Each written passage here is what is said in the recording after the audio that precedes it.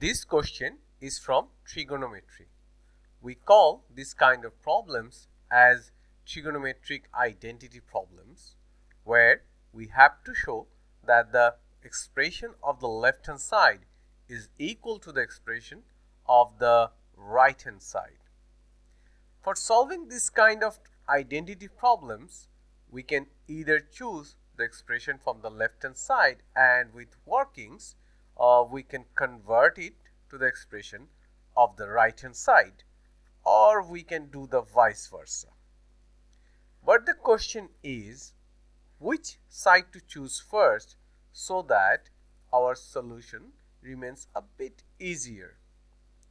Well, by convention, if we choose the side with more terms, it kind of gets easier to progress and continue. Here, in this math, the expression of the left hand side has more terms than that of the right hand side. So, we will start with the expression of the left hand side. Now, let's start.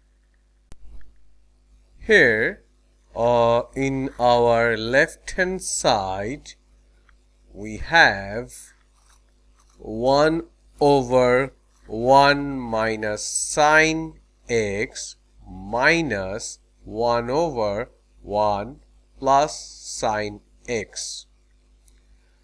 If we do the LCM, in the next line, we can write in our denominator 1 minus sine x times 1 plus sine x, and in our numerator we can write 1 plus sine x minus 1 minus sine x. Now, in the next line, if we continue our calculation, in our numerator we can write 1 plus sine x minus 1, and minus 1 times minus sine x gives us plus sine x. And in the denominator, 1 minus sine x times 1 plus sine x is 1 squared minus sine x whole squared, which is nothing but 1 minus sine squared x. Now, in our numerator, positive 1 and this negative 1 cancels each other out. So, in the next line, sin x plus sin x gives us 2 sin x. So, let's write the next line. In our numerator, we will have 2 sin x, and 1 minus sine squared x is cos squared x. So, let's write cos squared x. But why could we write 1 minus sine squared x as cos squared x? We know that sine squared x plus cos squared x is equal to 1. If we make cos squared x as the subject, we get cos squared x is equal to 1 minus sine squared x. So now, coming back to the original solution, we can write this as 2 times sine x over cos x times 1 over cos x. Now let me erase these writings from this right side so that we can continue our writing over here. Let me draw a line. Please wait. Yes, the line has been drawn. Now, continuing on, we can write 2 times sin x over cos x is tan x. So, we will write 2 times tan x, and 1 over cos x is sec x. So, we will write sec x here. So, it will be sec x, which is nothing but our right hand side, that is 2 tan x times sec x. This is our right hand side. So we have shown that the left hand side is equal to the right hand side. So the first part of the question is done.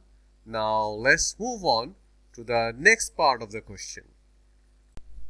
Here in the second part of this question, we have an acute angle x such that the value of sine x is p, and they've also told us that sine 2x is equal to 2 times sine x times cos x, and we have to find an expression for cosec 2x in terms of p.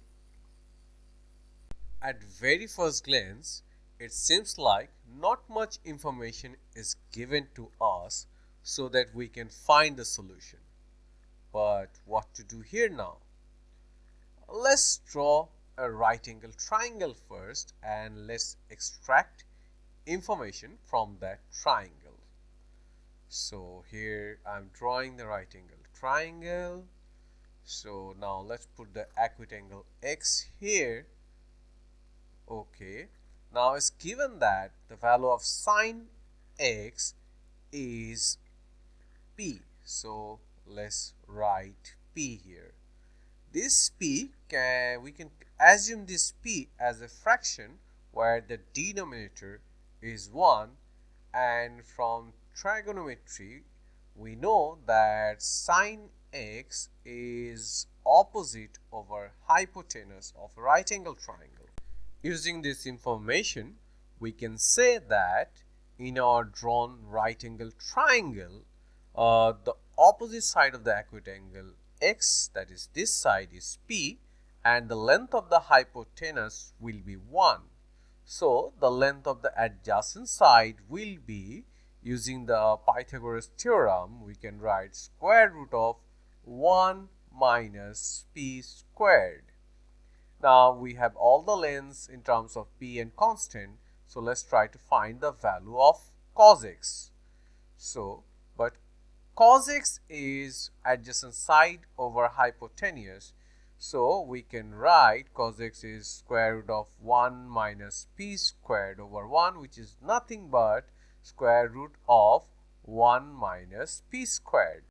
Now let's try to find the value of sine 2x.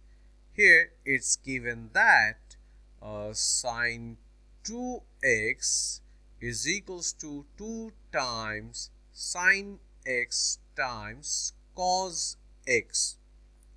So let's use the values of sine x and cos x that we found, and our sine 2x will be, so sine 2x will be 2 times p times square root of 1 minus p squared.